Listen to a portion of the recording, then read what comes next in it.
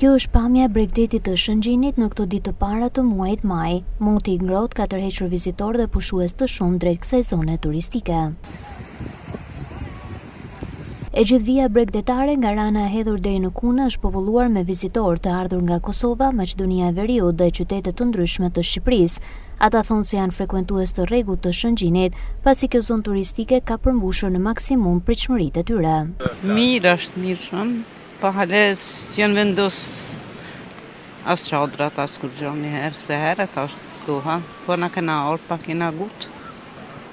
Pak misi patëm pushim, ditët e pushimit tu për një maj. Uje, natyra po, normal. Mirë.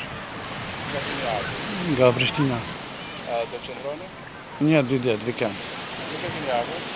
Është me shoqë. Plazha mirë, hoteli mirë, shërbimi mirë, ka shumë s'kisha menua sonë, po mirë koha nxehtë. Operatorët turistik thonë se numri i vizitorëve është i konsiderueshëm që në këtë periudhë, ndërsa çmimet e favorshme dhe përmirësimi i shërbimeve janë arsyet pse Shëngjini po frekuentohet masivisht.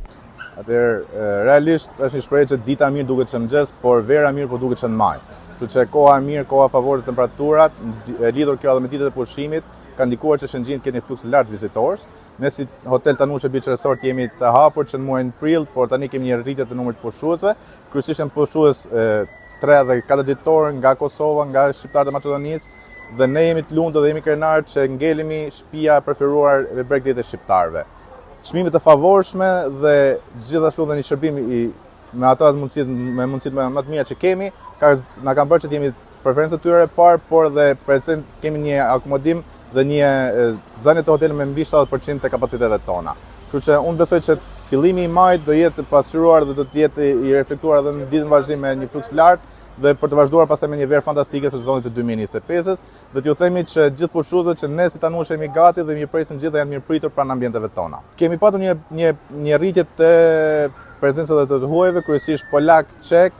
Kjo lidhur edhe në faktin që ka një interesim edhe për investimin në real estate në Shëngjin, për kthyer edhe në rritje të numrit vizitorë, por ndërkohë përveç këtyre kemi edhe gjerman, kemi edhe slovak që po preferojnë dhe po vazhdojnë të rezervojnë pranë hoteleve tona, dhe ka patur një rritje të numrit në krahasim me vjet mbi 30% në platformat Booking apo tjera platforma ndërkombëtare ku po rezervojnë kryesisht pushuesit nga jashtë. Referuar për notimeve, pritshmëritë janë për një sezon turistik të gjatë dhe të suksesshëm në Bregdetin e Lezhës.